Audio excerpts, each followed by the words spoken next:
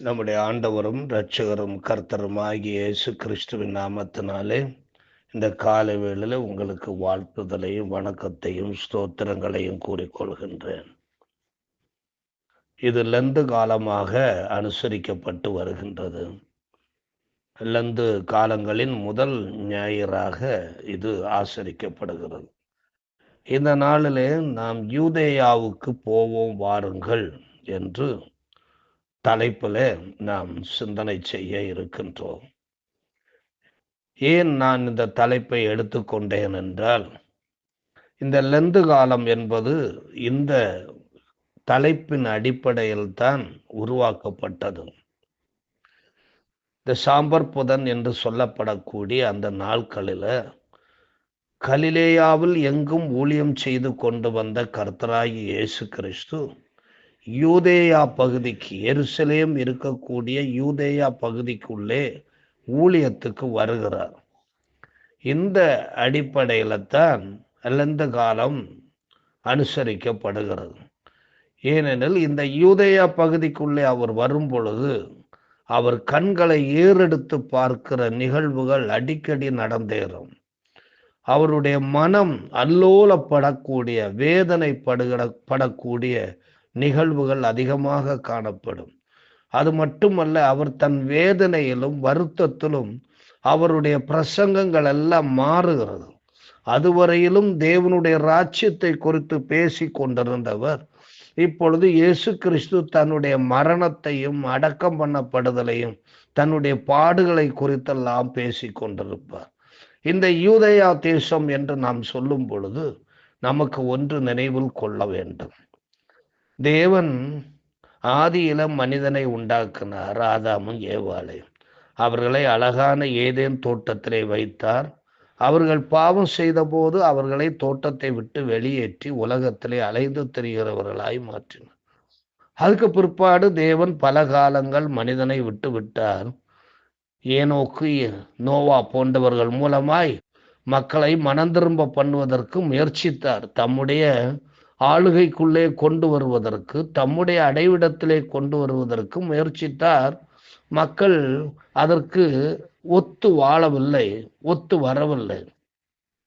அதனால தேவன் ஜலப்பெருக்கை கொண்டு ஆதி மனுக்குலத்தை அழித்து போட்டார்.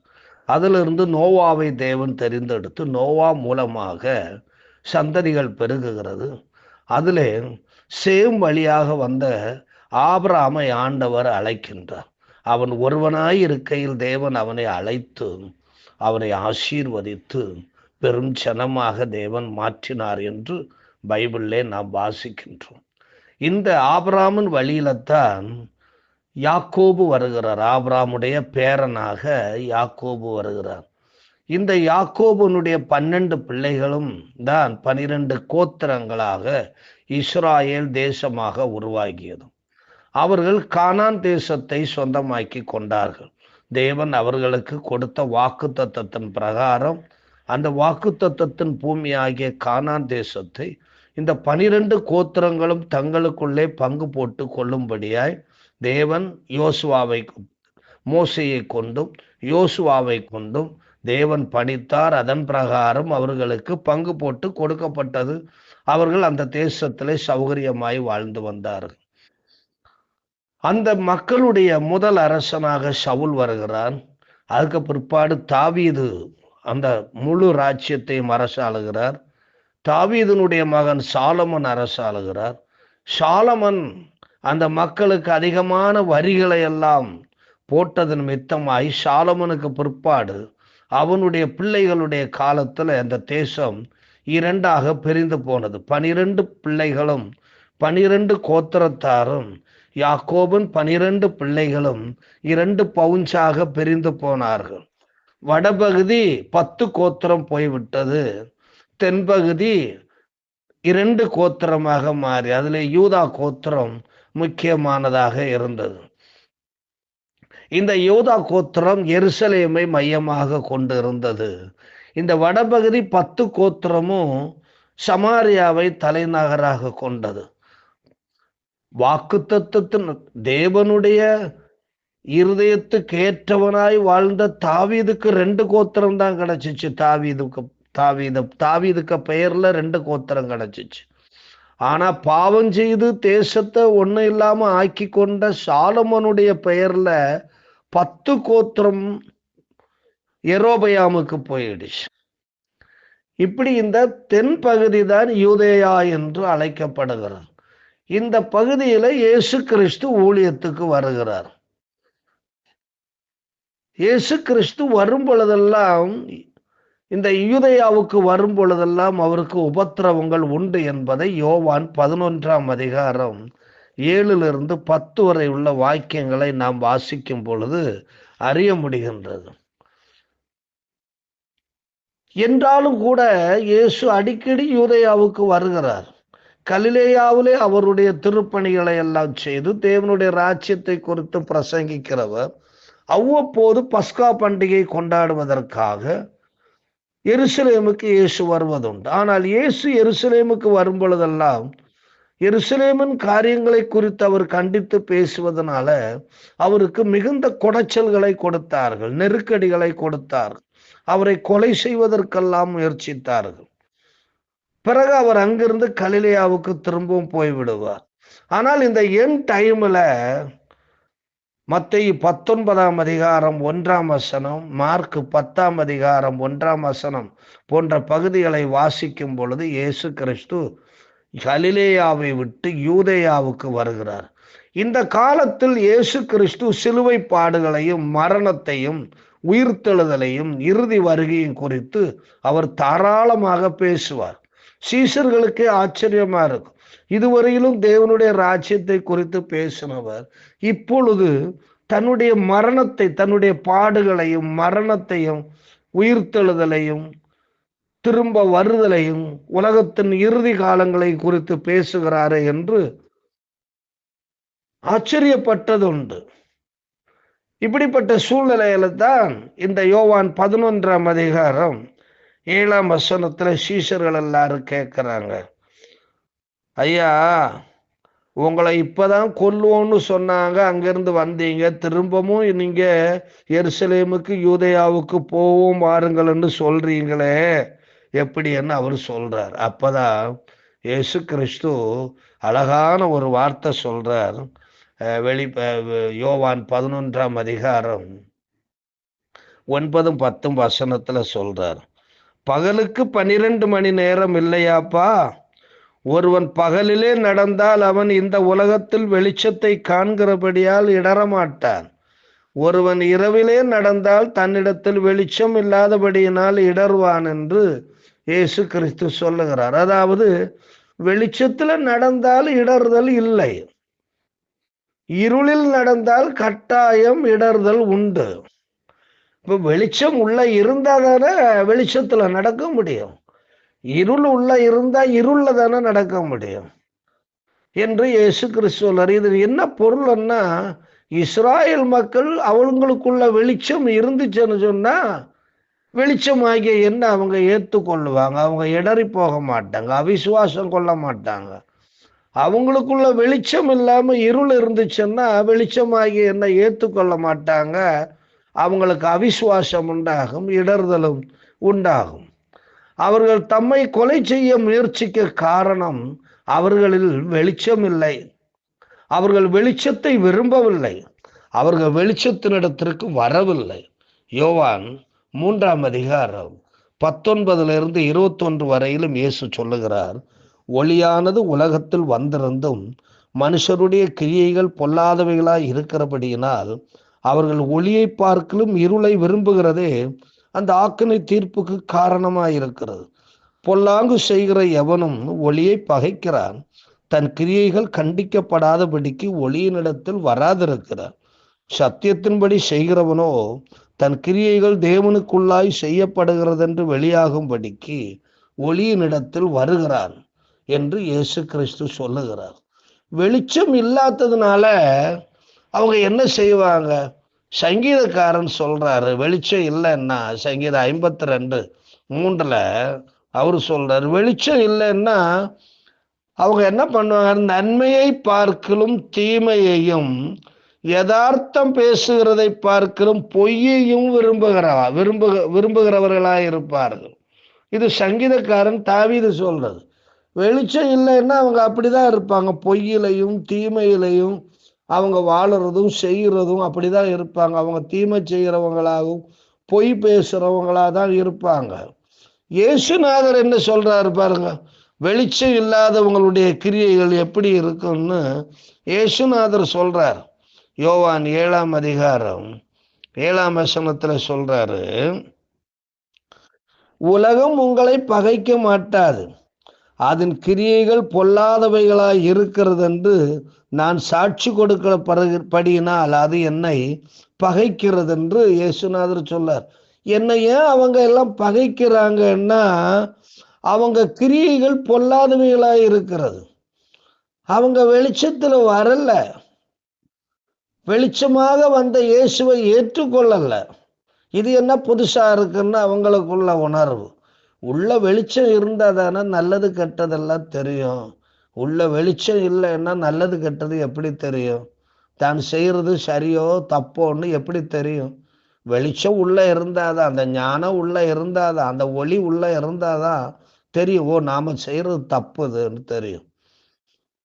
இப்ப இவங்களுக்குள்ள அந்த வெளிச்சம் இல்லாததுனால, இவங்க கிரியைகள் எல்லாம் பொல்லாதவைகளாய் இருப்பதனால அவங்க வெளிச்சமாக வந்த இயேசுவை கொல்லுவதற்கு வகை தேடுகிறார்கள். நம்மிலும் கூட வெளிச்சம் இல்லாது இருக்குமானால் தேவனுக்குரிய காரியங்களில் நாட்டம் வராது, உற்சாகம் வராது.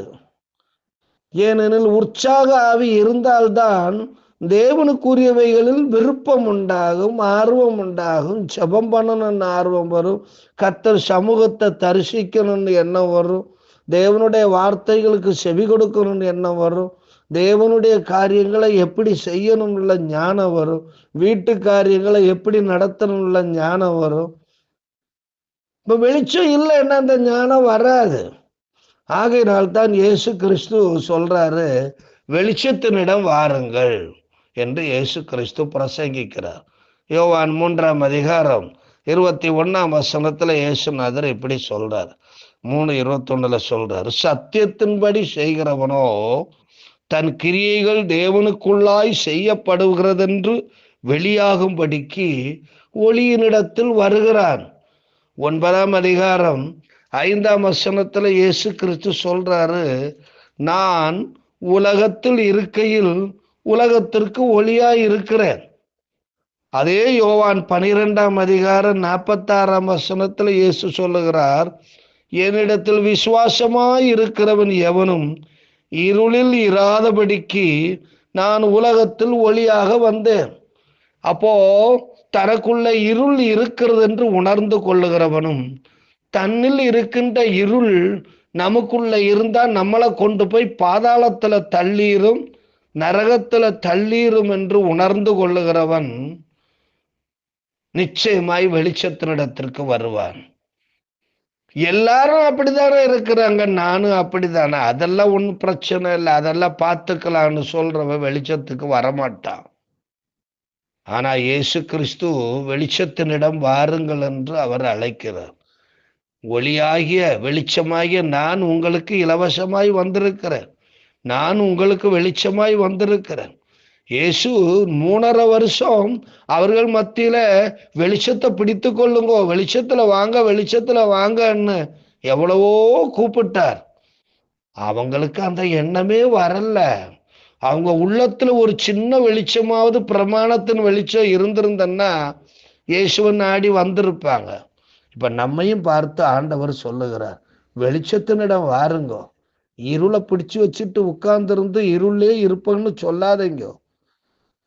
ராத்திரி நேரத்துல விளக்கெல்லாம் அணைச்சிட்டு ஹால்ல இருளுக்குள்ளே உட்கார்ந்துருந்தா என்ன அர்த்தம்?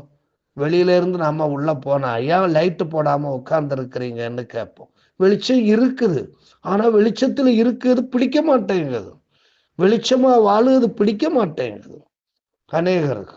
2வது இயேசு கிறிஸ்து சொல்றாரு, இந்த வெளிச்சத்தை விசுவாசித்து ஏற்றுக்கொள்ளுங்கள்னு சொல்றாரு.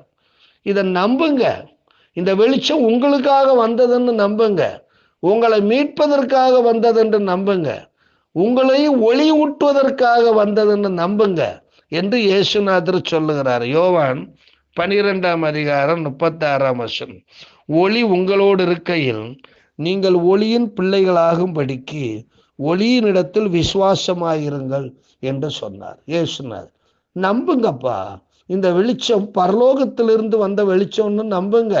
இது உங்களுக்காக வந்த வெளிச்சம்னு நம்புங்க, விசுவாசிங்க, பற்றி கொள்ளுங்க, பிடித்து கொள்ளுங்க.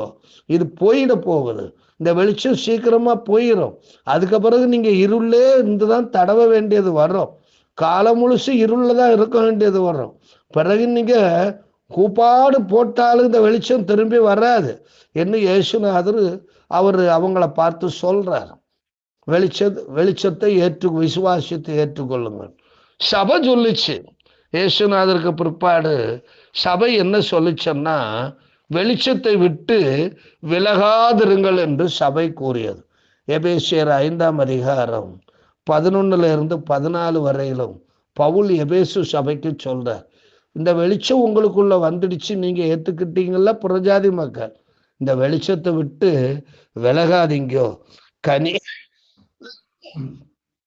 கனியற்ற அந்தகார கிரியைகளுக்கு உடன்படாமல் அவைகளை கடிந்து கொள்ளுங்கள். பிரயோஜனம் இல்லாதவைகளை வச்சு வாயில வச்சு கலகலன்னு பேசிட்டு தெரியாதீங்க. அதெல்லாம் கடிந்து கொண்டு வெளியே தள்ளுங்க. உபயோகரம் இல்லாதவைகளை திரும்ப திரும்ப பேசாதீங்க, அது இருள் அதிகமாய் போயிடும். அதனால கனியற்ற அந்தகார கிரியைகளுக்கு உடன்படாமல் அவைகளை கடிந்து கொள்ளுங்கள். அவர்களால் ஒளிப்பிடத்தில் செய்யப்படும் கிரியைகளை சொல்லுகிறதும் அவலட்சணமாய் இருக்கிறது. அவைகளெல்லாம் கடிந்து கொள்ளப்பட்டு வெளிச்சத்தினால் வெளியரங்கமாகும். வெளியரங்கமாக்குகிறதெல்லாம் வெளிச்சமாயிருக்கிறது. ஆதலால் தூங்குகிற நீ விழித்து மரித்தோரை விட்டு எழுந்துரு, அப்பொழுது கிறிஸ்து உன்னை பிரகாசிப்பார் என்று சபை சொல்லிடுச்சு.